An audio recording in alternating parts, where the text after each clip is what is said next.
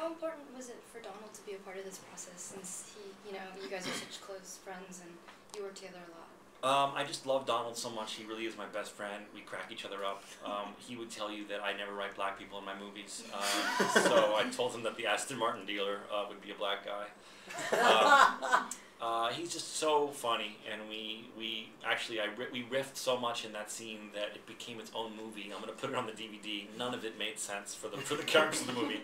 I don't know why. We would go off on these long improvisational tangents that had nothing to do with the scene. We were like hugging. I'm like, why? I'm sitting there in the dailies going, why is the Aston Martin dealer hugging me? What is going on here? But we just cracked each other up. My producers were like, okay, we got it. But we just crack each other up. He's very supportive. We've been doing these Kickstarter screenings, these advanced Kickstarter screenings with Q&As across the country, and he's been coming. He came to Austin. He came to Chicago, and even though he has a cameo in the movie, he's just so supportive of me, and so that's why. So did you write Donald into the movie just so you guys could drive an Aston Martin down PC? Like just the long con to That's make sure funny. you can do that? People said I wrote the Garden State so I could make out with Natalie Portman. I wrote this film so I could speed an Aston Martin DB9 down to PCH. That was a fun day. Getting police escorts to speed ahead of you so you can drive a convertible really fast down PCH. I'm sorry if I caused any traffic. I have to ask you, if Sarah was in Aiden's position, you wouldn't even think about it, because a woman, okay, doesn't really have the shoulders on her shoulders of taking care of a family, whereas a man does. You're right, and that's one of the things we wanted to write about, was all these, as we know, all these gender roles are switching, and often, at least in my circles, the woman is the breadwinner, and the man is more and more involved in child rearing, and a lot of those rules are going out the window, but there's still the man's inherent masculineness that feels challenged, that he's not showing up, that he's not providing for his family. A lot of times the woman loves her job, and the man is the woman is more successful, and the man is the stay-at-home dad, what have you, and that's fine as long as everyone's happy. But we have the situation where she's miserable. She doesn't like her job. She's been supporting him forever, and I think that there are people who are women out there who are in this position who I think will relate, going, look, I love you, I believe in you, I don't want you to go up your dream, but I need help. I mean, I need help. And I think that a lot of women can relate to that. Like, there's like there's like three of you nodding at the table. The music was also great too. Again, did you like hear a song and go, oh, I have to put that in the next movie? I wanted to do something special with this soundtrack, because the last one, first of all, was created in the era before iTunes, and no one really buys albums anymore. So I wanted to do something unique for me, which was to go to some of my favorite artists and say, will you watch the movie, and then what's the song that comes out of you after you watch the movie? And they all said yes. So we have an original song by the Shins, we have an original song by Bon Iver, and we have an original song that Coldplay wrote that Cat Power sings. And there's a bunch of unreleased songs by artists I like. So that was I tried to raise the bar. I mean, I didn't know that the Garden State soundtrack would. I was just doing an interview with the Washington Post in the restaurant at the Four Seasons downstairs, and the Shins came on the radio. So it's filtered into all of society when it's coming on at the bar at the Four Seasons. But I wanted to try and raise the bar and do something unique and special. Zach, Why?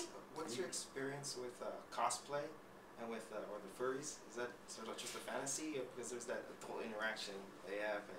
Yeah, I thought cosplay was really interesting. People dressing up as characters from movies, and I went to Comic-Con, and I just thought it was really cool that there were people who were shy, and some of them were more reclusive, not all, but some, and that they found a way to be fully self-expressed with these costumes. In becoming these characters, these heroic characters, they became the character themselves, and I just always thought that was really cool, and I wanted to write about that. And then I thought it would be funny if an alien and a spaceman were having sex, so I put that in there too. So what was your experience at Comic-Con like? Not as doing recon for the movie, but just your experience. I love Comic-Con. I think that it is a celebration of the people who have felt alienated a lot of their lives. I think it's a celebration of all those kids who were playing Dungeons and Dragons and being made fun of, or gamers, or people who collect figures, or people that love comic books. It is their celebration of who they are, and I love that. I'm all about being fully expressed who you truly are. Let your freak flag fly. I love it. And I have a two-part question. Will you always crowdfund your movies from now on? No.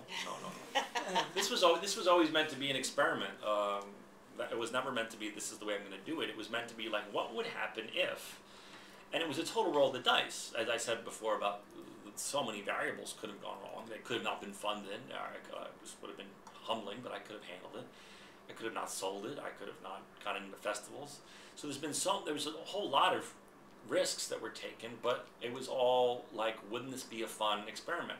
I didn't know that it would be like an earth-wide debate and I'd be on the cover of Saudi Arabian newspapers.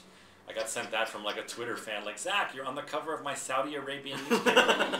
So I had no idea that I would sort of start the debate about the subject, and that the debate would be so misinformed that the onus would be on me to come out and be the person setting the record straight for what this all meant and what it says about independent film financing, what you referenced earlier. I think John Q, movie lover, has no idea why more films that he or she would probably like aren't made, because no one's paying for them anymore. Mm-hmm. And if someone who's on a hit TV show and had a hit movie can't get them made, then no one can. Mm-hmm. These small personal films where the director wants to retain final cut of his or her story, and no one will say yes to that without force feeding a cast and force feeding changes. I think the audience should know about that, mm-hmm. and people should know that there's a reason they're not seeing more movies they like. And the second part of the question is, you were very insistent, you said it 3 times, that you had to shoot this in LA. Did you want to write a love letter to Los Angeles? This will be the last question. I didn't think I was writing a love letter to LA, but I think I did write a love letter to LA. I think that Larry Sher, my cinematographer, shot LA so incredibly beautifully that it looks like a travel log for LA, and we tried to show all the different sides of LA, from the deep valley to a cliff in Malibu. And I think LA is a character in the film, because for me it is where my struggles for going after my dream took place, and so that's where I wanted to make the film. John Q. Citizen, movie lover, I don't think knows that you can't make a movie in LA anymore. I mean, obviously the studios can, because they don't have to worry about a tax rebate. But if your budget is dependent on 30% off by going somewhere else, no one is going to turn that down, so everyone leaves. But because I was the CEO of my quote-unquote own corporation, I was able to say, wait a minute, zoom out. There's a macro decision here to be made. Not only do I get the best crew in the world, because they're here and they'll take less pay if they can tuck their kids in at night. I mean, I have Betsy Hyman. Look at her credits. I mean, she's my costume designer on a tiny movie. Look at her credits. She did Pulp Fiction. She did. She's done the biggest movies in the world, and she wants to work in LA. Obviously, she liked my script, but she wants to. People want to work in LA, and so I said, I'm going to get an amazing crew. I said, my day players, the people that have one scene, I'm going to be able to get the most amazing day players, because they all live here. I can't fly Jim Parsons to Vancouver. We're not going to have the budget for that. So anyway, so all of that. There were so many decisions that I was able to make that aren't just line items.